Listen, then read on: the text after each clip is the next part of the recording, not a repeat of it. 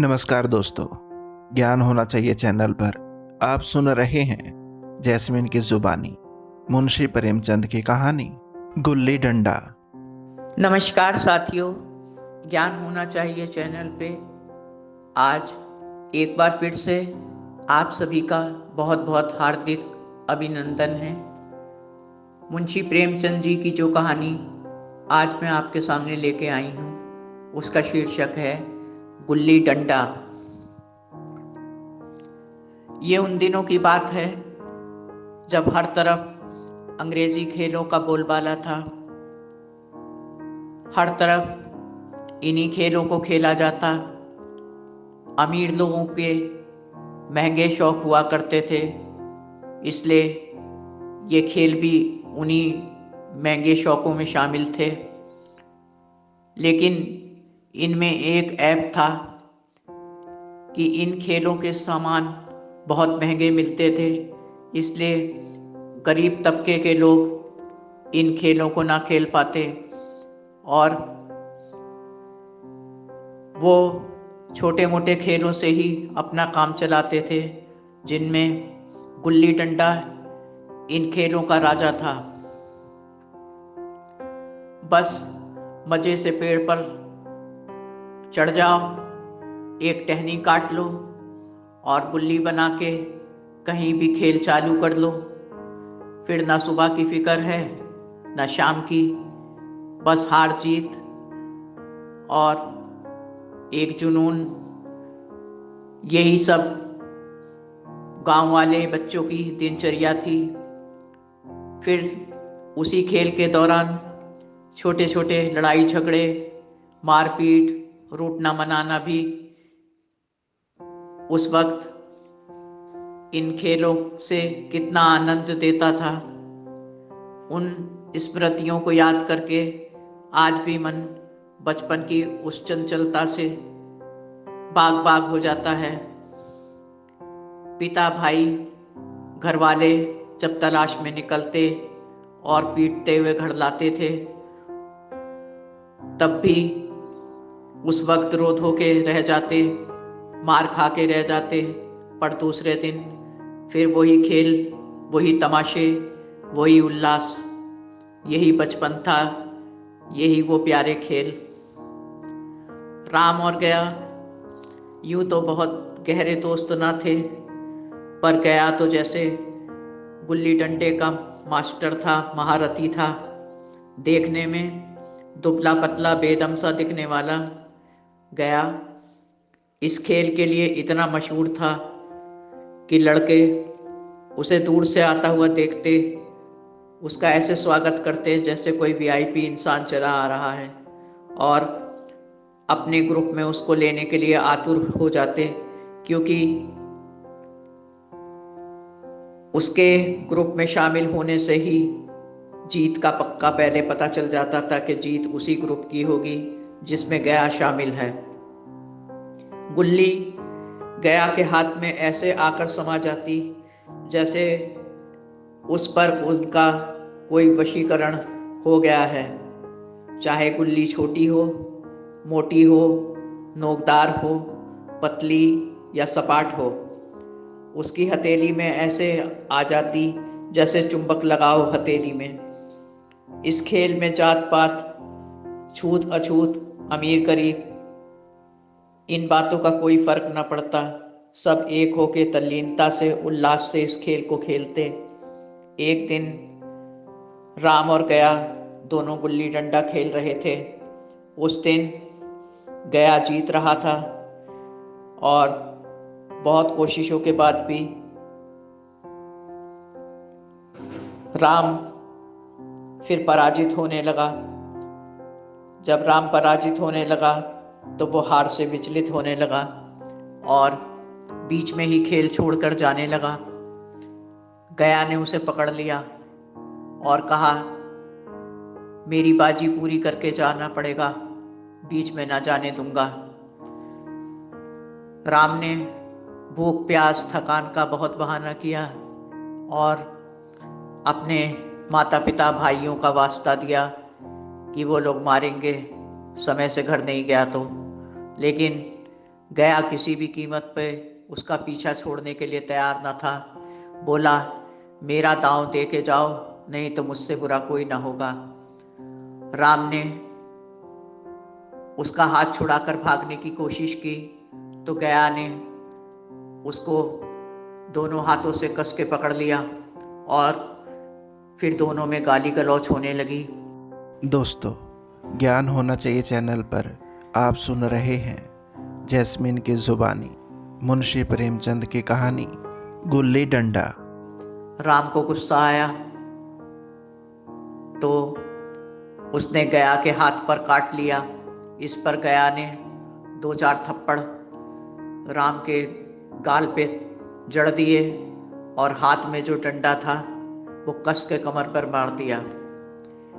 राम जमीन पर बैठकर रोने लगा और गया वहां से भाग गया।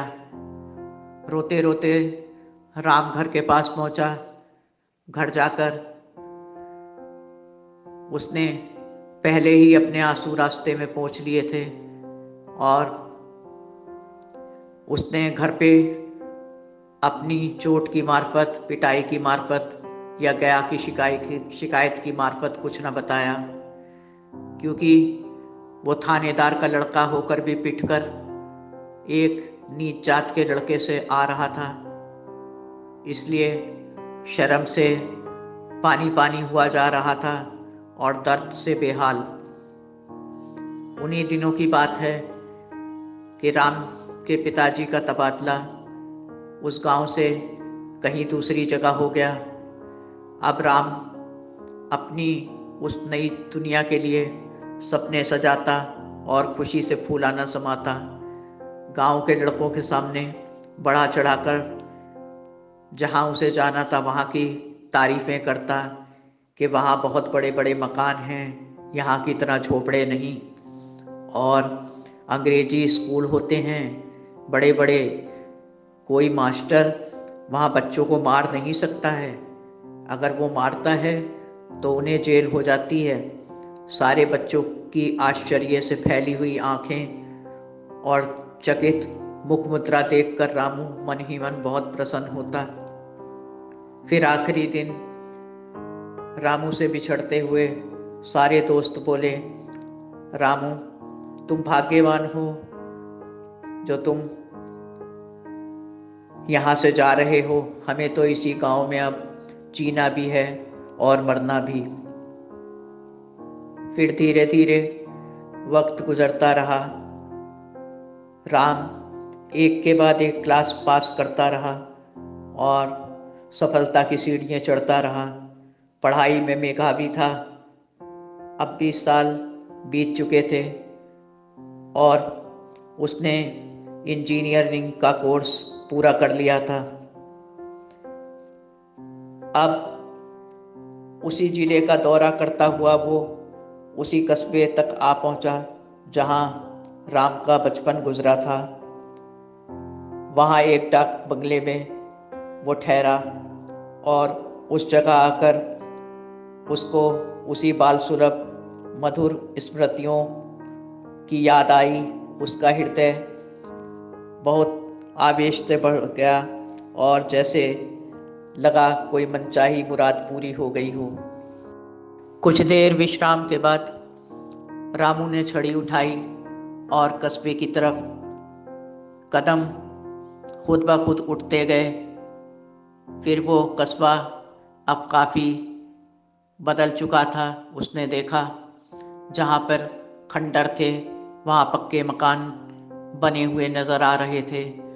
जहाँ एक बहुत पुराना बरगद का घना सा पेड़ था वहाँ सुंदर सा बगीचा बन गया था। लेकिन बचपन की संचित अमर स्मृतियाँ बाहें फैलाए अपने पुराने मित्रों को गले लगाने को आधीर हो रही थीं। आंखें किसी प्यासे पथिक की तरह क्रीड़ा स्थलों को देखने के लिए व्याकुल हो रही थीं। रामू बहुत बेचैन हो रहा था कि काश वही दिन लौट आएं और पुराने मित्र मिल जाएं। यही सब सोचता सोचता वो आगे बढ़ता जा रहा था कि सहसा।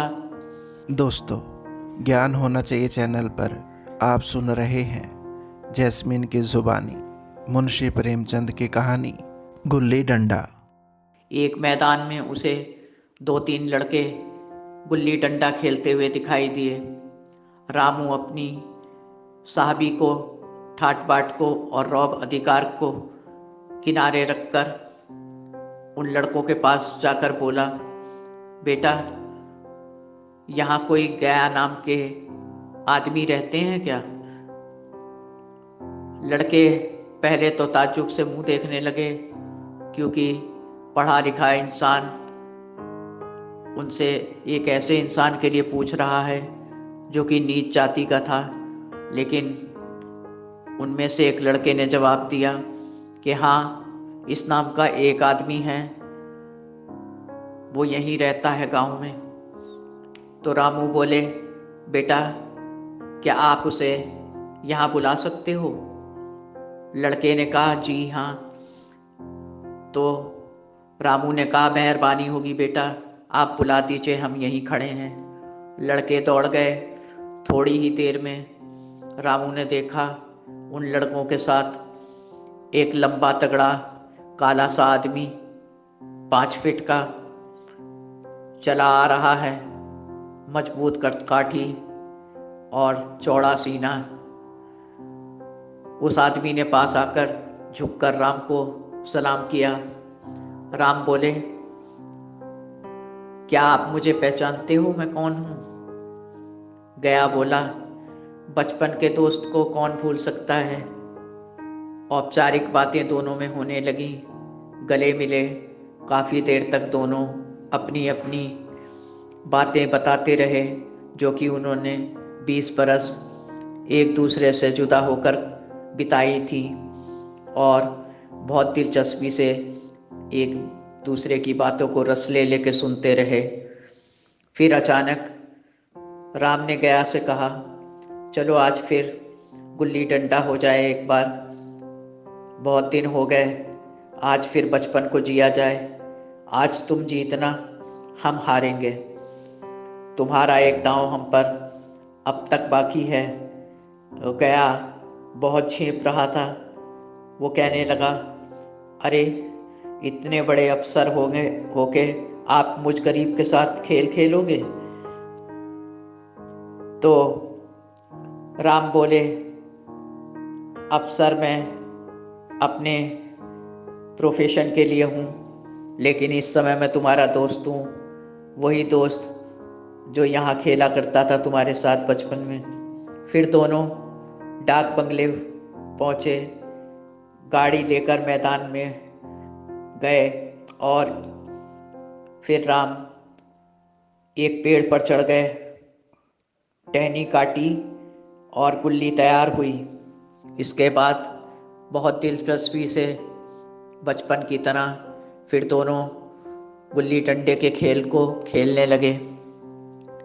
राम ने हंसकर गया से कहा, तुम्हारा वो डंडा आज भी याद है जो मेरी पीठ पर तुमने मारा था? गया ने झेपते हुए कहा, सरकार, लड़कपन था, गलती हो गई, माफ़ कर दीजिए।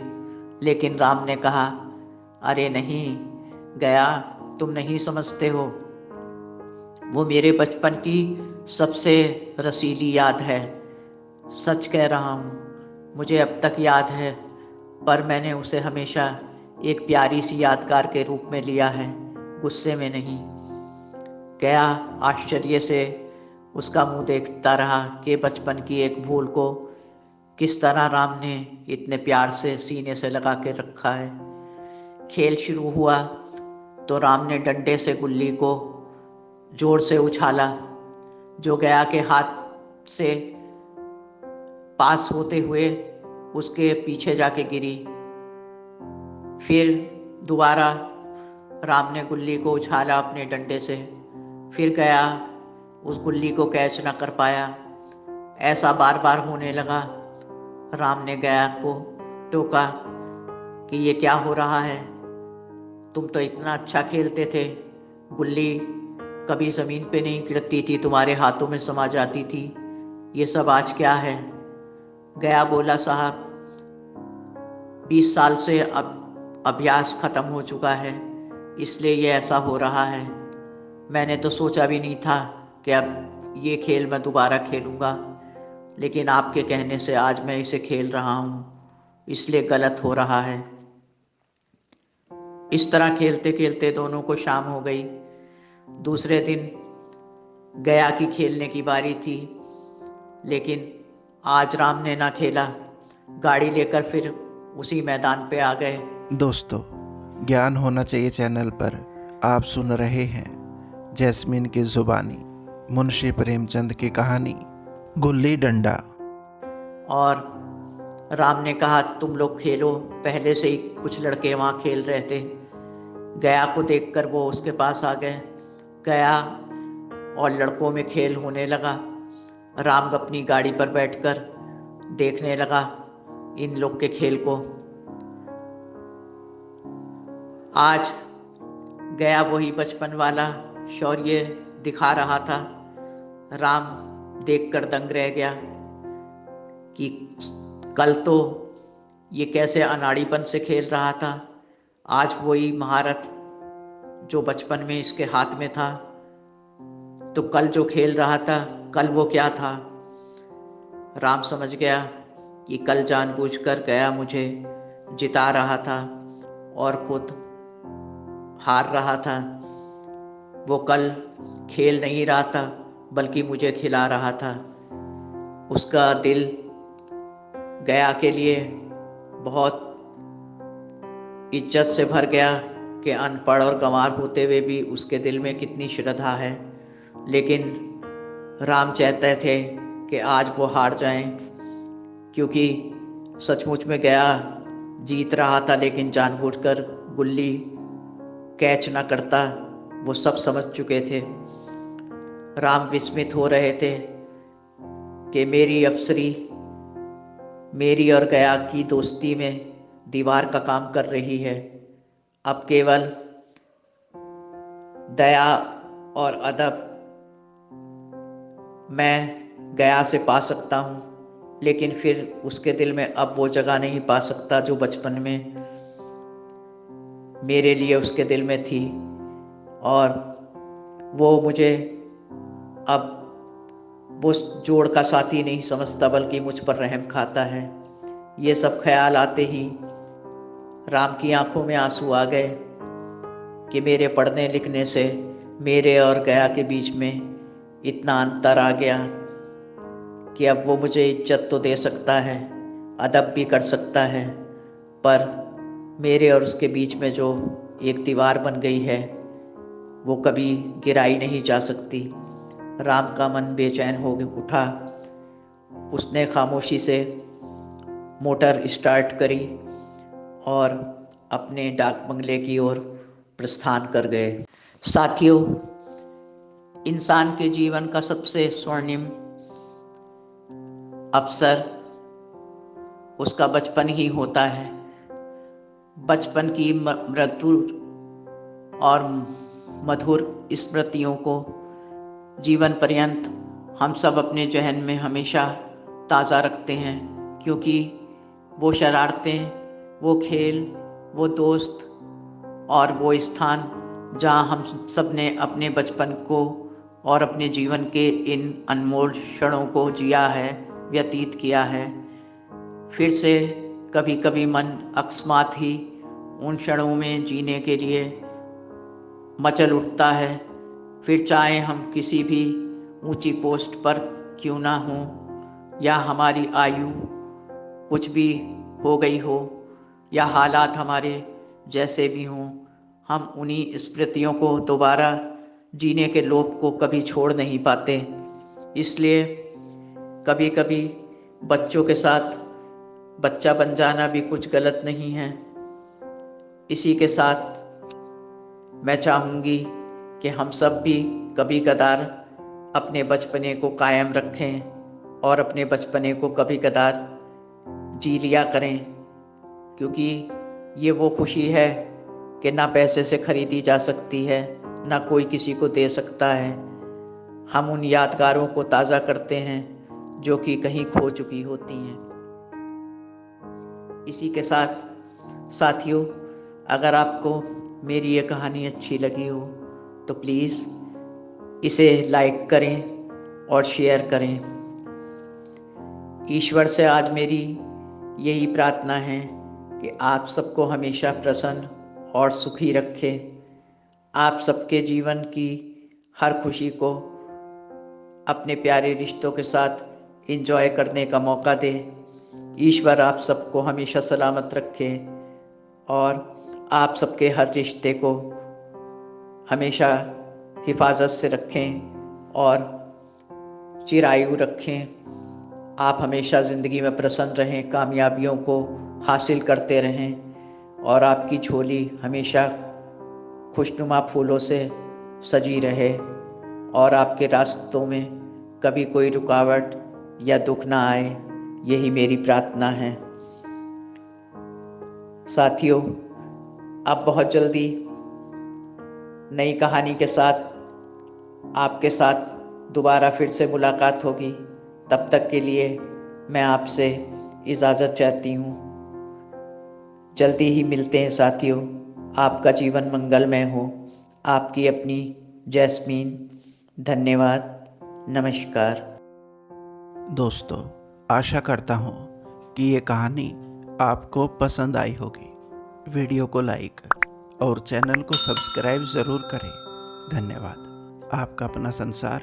नमस्कार।